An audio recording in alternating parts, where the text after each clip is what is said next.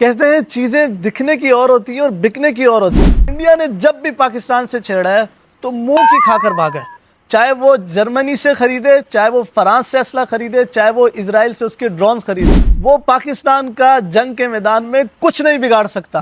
Russia نے، China نے star link کے آپریشن پر پابندی لگا دی ہے۔ Elon Musk, star link, Pakistan کی نیشنل سیکیورٹی۔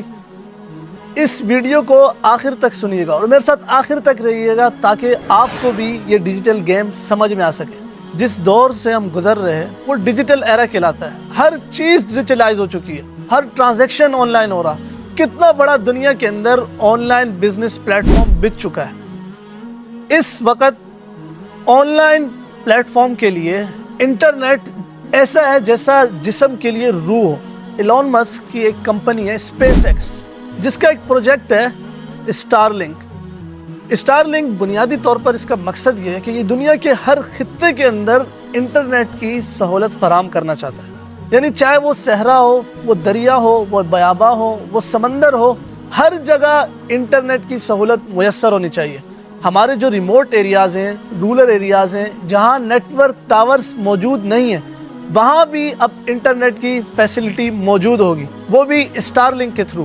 جتنی بھی ہماری اکنامیز ہیں جو آن لائن بزنس کر رہی، ان کے لیے انٹرنیٹ کی فیسلٹی بہت ضروری ہے۔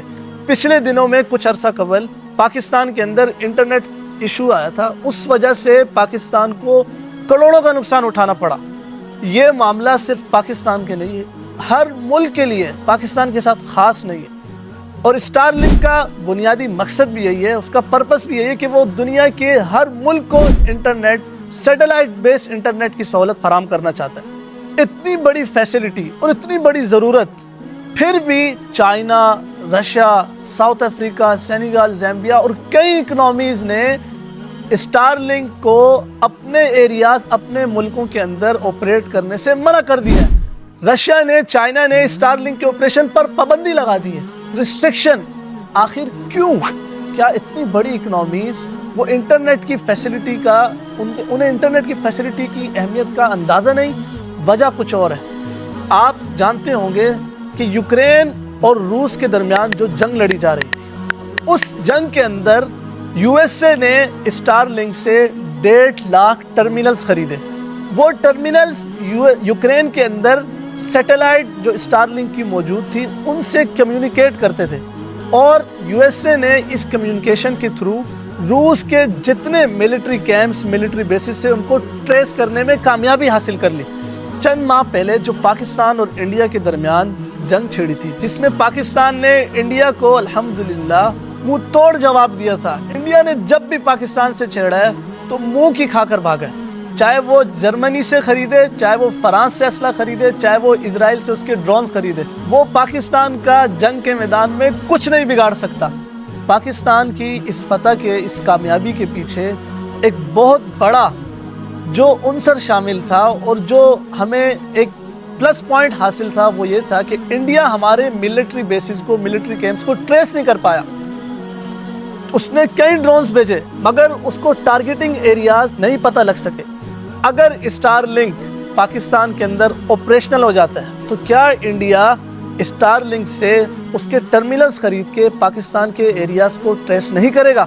اس سے یہ بات سمجھ میں آتی ہے کہ چیزیں دکھنے کی اور ہوتی ہیں اور بکنے کی اور۔ بظاہر تو اسٹار لنک ایک بہت بڑی نعمت، ایک بہت بڑی ضرورت نظر آ رہی، لیکن اس کے پیچھے کیا ہے، پس پشت کیا خطرہ چھپا ہے، اس چیز سے اس ویڈیو کے اندر میں آپ کو آگاہ کرنا چاہ رہا ہوں۔ آج کی اس ویڈیو کا بنیادی مقصد بھی یہی ہے کہ ہم ہر ایک پاکستانی اس بات سے آگاہ رہیں اور اس میسج کو جہاں تک پھیلا سکیں پھیلائیں۔ پاکستان نے اسٹار لنک کو NOC جاری کر دیا، یعنی نو آبجیکشن سرٹیفکیٹ۔ اب تک پاکستان کو کوئی آبجیکشن نہیں ہے کہ اسٹار لنک پاکستان کے اندر آ کے آپریٹ کرے۔ اس میسج کو خوب پھیلائیں تاکہ ہمارے بڑے اداروں تک یہ بات جائے اور یہ میسج پہنچے کہ اگر اسی طرح چلتا رہا تو ہمارے ملک کو کافی حد تک نقصان ہو سکتا ہے۔ بہت شکریہ۔